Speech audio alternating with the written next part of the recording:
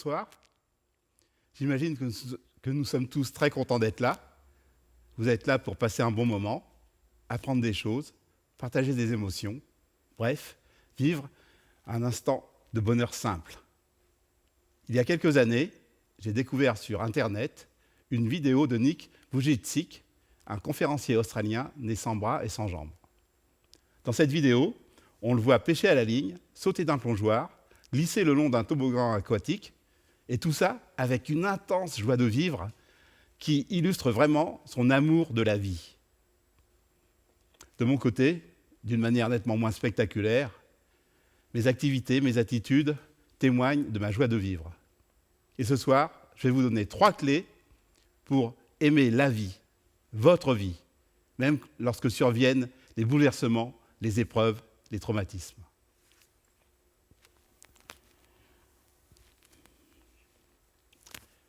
Le 6 novembre 2003, en allant à l'école maternelle où j'enseignais aux tout-petits, j'ai eu un accident de moto qui m'a rendu paraplégique. J'ai passé 10 jours à l'hôpital, 10 jours super. Je ne sais pas ce qu'ils mettaient dans la perfusion, mais j'ai eu des rêves pleins de couleurs, de lumière et de joie, à un point tel que j'ai écrit un poème, malgré la perte de liquide céphalorachidien qui faisait que mon écriture était toute tremblotante. D'ailleurs, je ne pouvais ni lire ni regarder la télévision. Avant mon accident, j'étais judoka, ceinture noire 3e dan, 7e au championnat de France universitaire, du temps où j'avais des cheveux. Dès les premiers jours de l'hospitalisation, je me suis dit, avant, tu étais fort physiquement, tu étais mal dans ta tête, et bien maintenant, tu seras fort dans ta tête, même si tu as la colonne vertébrale fracassée. Et j'ai écrit ce poème que j'ai intitulé « L'homme arbre ». Quand, vainement heureux, il n'espérait rien, sur la glace du temps, il filait immobile. Il regardait le monde avec la liberté d'un chien, tandis qu'au fond de lui, le loup aphone se voulait volubile. Mourir semblait lui être son devoir, s'ouvrir fut l'âme de son espoir. Alors, ses branches fortes et feuillues harmonieusement se déployèrent au-dessus de l'or d'un tapis de tournesol, gorgé des flamboyantes et amicales lumières, racines flamboyantes de son envol. Et j'ai signé GG, un G minuscule suivi d'un G majuscule, parce que j'étais intimement persuadé que grâce à cet accident, j'allais grandir. Bien sûr, tout le monde ne réagit pas comme ça, chacun son histoire. Mais moi, j'avais la pêche, parce que j'étais vivant. Et une pêche vraiment communicative. Dorénavant, tout ce que j'allais vivre, c'était durable. J'aurais pu mourir ce 6 novembre 2003. Maintenant, j'allais me goinfrer de vie. Grâce à la paraplégie, j'ai vécu, et je vis toujours, des moments qui sortent de l'ordinaire. Par exemple, des conférences de l'ONU à New York ou en Corée, des stages de danse à San Francisco, un festival de Cannes, un TEDx. J'ai toujours été actif. D'ailleurs, lorsque j'étais encore fonctionnaire pour l'Éducation nationale, souvent on me demandait « Mais comment tu fais pour faire tout ça ?» Et je répondais « C'est grâce aux femmes !» Et oui, toutes celles à qui j'ai déclaré ma flamme m'ont dit non. Et donc, il faut bien que je m'occupe. Et oui, tout n'est pas toujours rose. La vie n'est pas un long fleuve tranquille, mais plutôt une chaîne de montagnes avec des sommets plus ou moins majestueux et des vallées plus ou moins encaissées. Comme beaucoup de personnes, valides ou porteuses de handicap, j'ai souffert de la solitude. J'ai aussi été marié. En 7 ans de vie commune, nous nous sommes disputés que 2 fois. J'étais à l'aise dans mon ménage.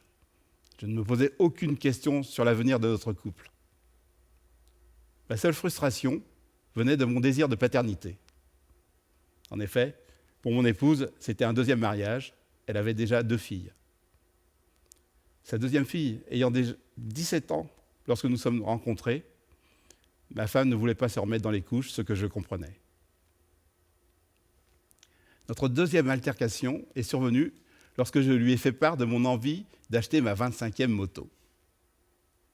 Elle s'est mise en colère et elle m'a dit, comme si elle avait un pressentiment, « Gérard, si un jour tu es en fauteuil roulant, moi, je ne te pousserai pas. » J'ai quand même acheté ma 1000 Suzuki GSX-R. 6 mois plus tard, j'ai eu l'accident. 4 mois après, elle a demandé le divorce. Je pense que sa décision a été actée lorsque le psychologue du centre de rééducation lui a dit « Madame, votre mari avait des comportements à risque. Ce n'est pas parce que maintenant il est en fauteuil roulant qu'il n'en aura plus. » Cette demande de divorce m'a surpris, mais ne m'a pas détruit, parce que j'ai vu en elle l'opportunité de devenir un jour papa.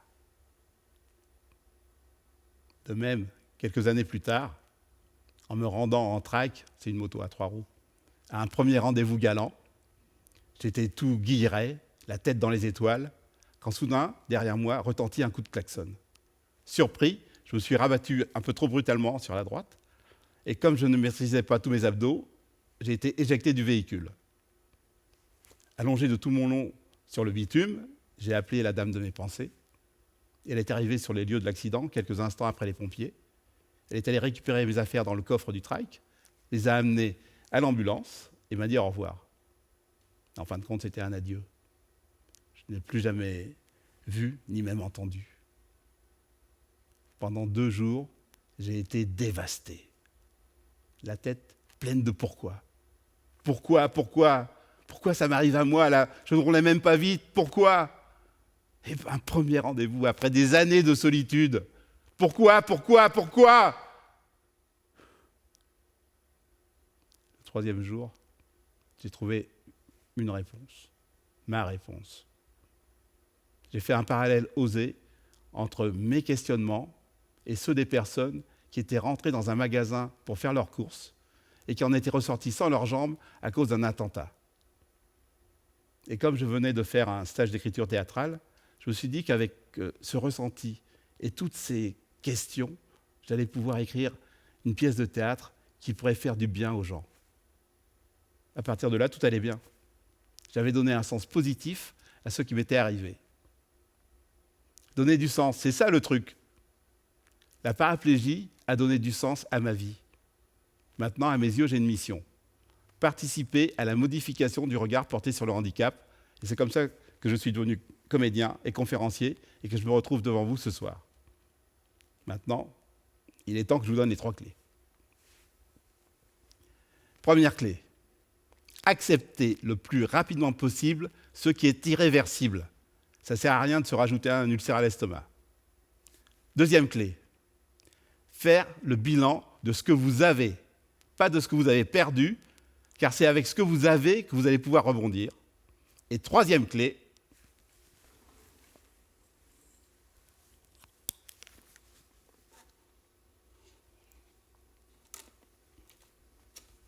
chaussez vos lunettes d'opportunité.